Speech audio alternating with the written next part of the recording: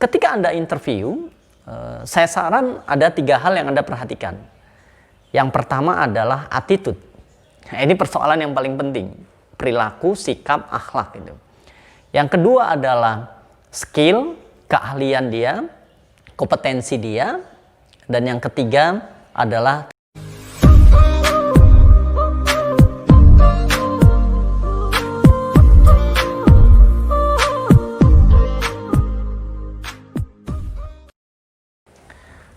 Assalamualaikum sahabat yang berbahagia dan sukses selalu. Kita lanjutkan obrolan kita tentang bagaimana memulai bisnis dan mengembangkannya. How to grow.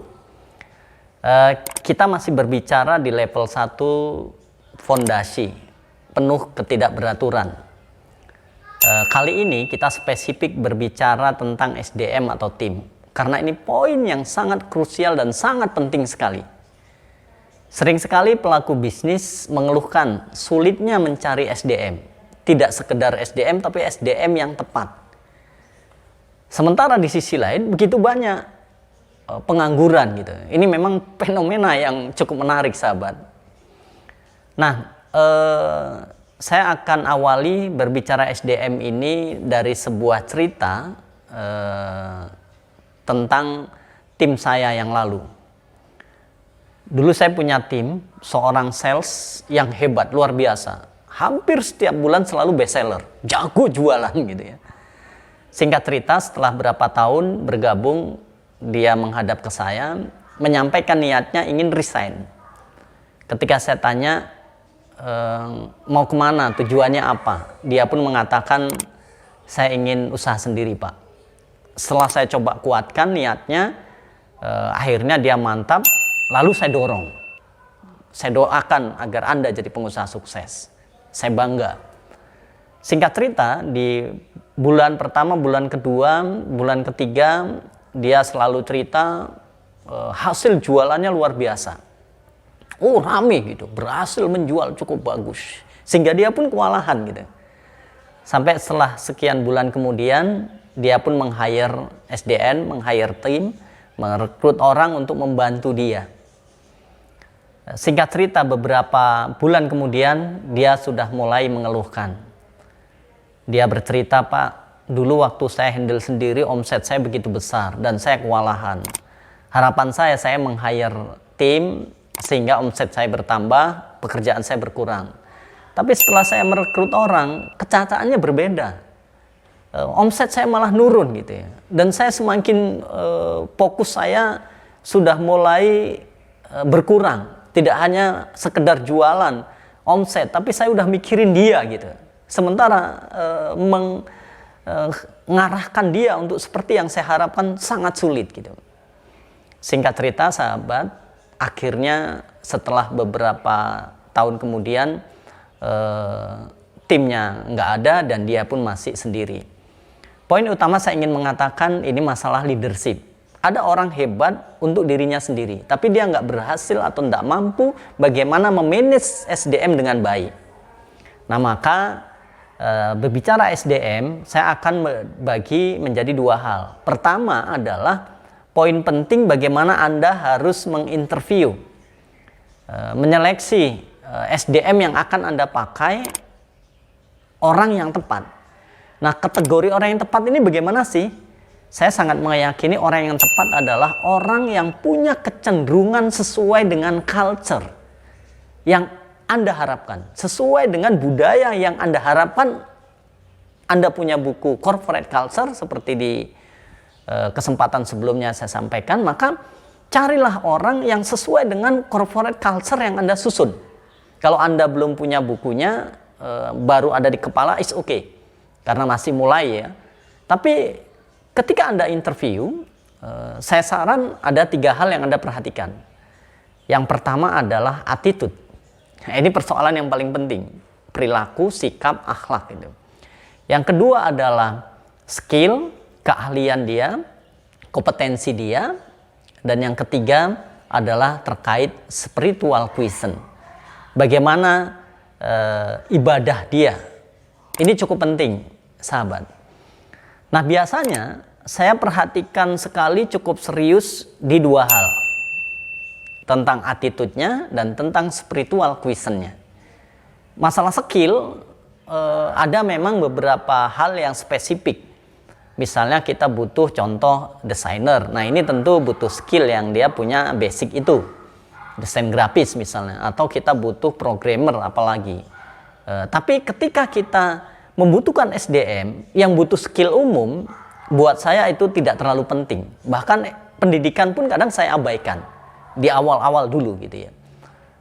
Tamat SD pun ketika dia attitude-nya baik gitu dan spiritual quotient-nya baik, buat saya ini paling penting. Nanti masalah skill, kompetensinya bisa kita dorong untuk terus belajar, kita latih untuk dia mampu memahami apa yang kita tugaskan. Nah, sahabat, bagaimana kita mengetahui orang ini orang yang tepat attitude-nya dan spiritual quotient-nya? Nah, biasanya saya minta dia cerita apa yang sudah dia lakukan. Saya ajukan pertanyaan-pertanyaan yang pertanyaannya tidak hanya jawaban ya atau tidak, hindari itu. Tapi jawaban yang dia bisa menceritakan masa lalunya, menceritakan bahkan masa dia kecil, menceritakan kondisi keluarganya, menceritakan ketika dihadapkan masalah, dan seterusnya. Walaupun ini sulit, ini masalah jam terbang ya. Di awal mungkin Anda agak sedikit kesulitan, tapi inilah belajar. Dengan cara demikian, Anda bisa menyimpulkan ini kira-kira attitude-nya seperti apa, akhlaknya seperti apa, oke atau tidak. Walaupun dia akan berusaha sebaik mungkin, tetap kalau Anda jeli, Anda bisa menilai ini dipoles biar kelihatan oke atau memang aslinya. Nah, ini terkait dengan attitude, perilaku atau sikap. Buat saya hal ini 50% paling penting atau bahkan lebih gitu ya. Kalau masalah attitude, perilaku, sikapnya udah oke, nah saya kira ini sudah clear gitu. Kemudian spiritual quotient ini nggak kalah pentingnya, kecerdasan spiritual. Mohon maaf kalau dia muslim, saya tanya bagaimana ibadahnya, sholatnya, bagaimana bisa baca Al-Quran atau tidak, bagaimana ibadah-ibadah lainnya. Walaupun ini bisa jadi sangat subjektif ya, tapi paling tidak itu mengukur. Bila perlu kita uji sedikit gitu untuk benar-benar menguatkan itu. Walaupun dia jawabnya bisa jadi nggak sesuai, tapi itu bagian dari tanggung jawab dia untuk ketika nanti kita terima, nah dia akan melakukan seperti yang kita interview dan kita catat dengan baik sehingga kita bisa mengarahkan sesuai yang kita harapkan. Nah, ini terkait dengan rekrutmen, wawancara, dua hal penting itu jadi hal yang sangat mendasar. Oke, kemudian sahabat, setelah kita temukan orang yang tepat, ditempatkan pada yang tepat, gitu ya, the right man on the right place, gitu. Maka langkah berikutnya bagaimana kita mempertahankan. Kalau ternyata dalam perjalanannya nggak sesuai, karena sering sekali ya, kita interview, bahkan yang jam terbangnya udah tinggi pun gitu. Saya begitu banyak menginterview orang, udah ribuan gitu. Walaupun nanti di step tertentu kita nggak mungkin lagi melakukan sendiri ya, akan dilakukan oleh HRD. Tapi di level awal kita lakukan semuanya sendiri. Awalnya di interview bagus, ketika praktek nggak sesuai, itu sering terjadi. Maka ketika kita anggap tidak bagus, ketika dia masih masa uji coba, ya sudah cari yang lain gitu. Nggak usah terlalu ambil resiko. Nah, ketika kita tahu bahwa inilah orang yang tepat yang saya harapkan, orang yang punya kecenderungan paling kuat sesuai yang diharapkan, culture yang ada dalam perusahaan kita atau dalam bisnis kita, maka pertahankanlah itu dengan baik. Caranya bagaimana? Lakukan dengan reward and punishment. Buatkan reward-rewardnya ketika Anda melakukan sesuai dengan yang kita harapkan, targetnya terpenuhi. Kalau dia sales gitu ya, kerjaan-kerjaan rutin kita berikan reward gitu ya, kita ajak dia outbound, kita berikan bonus-bonus yang menarik. Nah, setelah itu ketika dia tidak melakukan dengan apa yang semestinya kita harapkan, maka kita berikan punishment. Itu untuk dorongan. Ini penting sekali. Nah, terus kita lakukan sedemikian rupa. Dan para sahabat, memang hari ini tidak semudah itu.